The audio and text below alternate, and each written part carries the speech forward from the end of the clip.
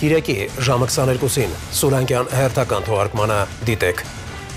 Կառուցապատողներ Վիոլա ջուր հակամարտությունն ու խնդրի լուծումից խուսափելու անհետ պատճառաբանությունները, ինչու է բնակիչը վճարում ջրագիծը տուն հասցնելու համար եւ ինչպես է ընկերությունը չարաշահում սպառողների անբերությունը։ Կառուցապատողները խոստումներ էին տվել։ Վիոլայից գումար են ուզում։ Նախագիծը չի իրականանում։ Ասում են ջուր չի լինելու։ Կամայականություններ են անում։ Հարցը այսօր շատ օրհասական է։ Պետության խնդիր է։ Ջրի արտահոսքի հետևանքով խափանված դատալեքսը կամ վերադարձ 20-րդ դար, ինչու որևէ մեկը պատասխանատվության չի ենթարկվել եւ ում է ձեռնտու ստեղծված իրավիճակը։ Որ դատավորի բարույթումա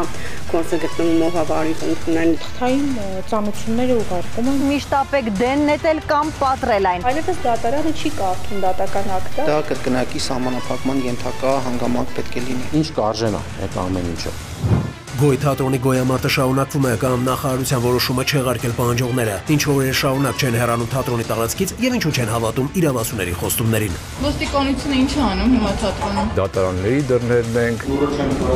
Թատրոն մուտք գործելը մեզ համար շատ կարեւոր է։ Մենք մնացինք 6 հոգով։ Պատրաստ էինք այնտեղ մնալ օրերով։ Բարի գիշեր են մարդկանց, ովքեր քնելու են եւ վաղ աշխատանքի է։ Գայլերի գիշերային հարձակման հետևանքներն ու գազելի մասնակցությամբ արյունալի հերթական վթարը, ինչու էր կինը պնդում, թե տղամարդը ինքնասպան է եղել եւ ինչպես էր հարբած վրաերթի ենթարկել 4 հետիոտնի։ Ալգորիթմը Ո՞նց չոքնես։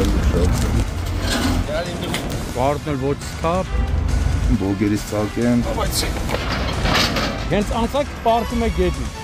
Կրակին կուլ գնացած հուշերը կամ 8 հոգով 30 քառակուսի մետրի վրա շոշափելի ինչ օգնություն ցուցաբերեցին բարերարները եւ արդյոք մինչեւ ամանոր կվերադառնան նորոգված տուն։ Գիտենք գալեք անհամբեր սպասում են։ Մարգարի քարոչարդում են։ Մինչև այսօր չունեցան, բայց այսօր արդեն վերանորոգումը կանենք անպայման։ Շատ մարդիկ օգնեցին։ Մամայի պապայի հոգսերը շատ թեթևացավ։ Շատ շնորհակալ ենք ամեն ինչի համար։ Ցավոտ հարցերի պատասխանները կգտնենք միասին։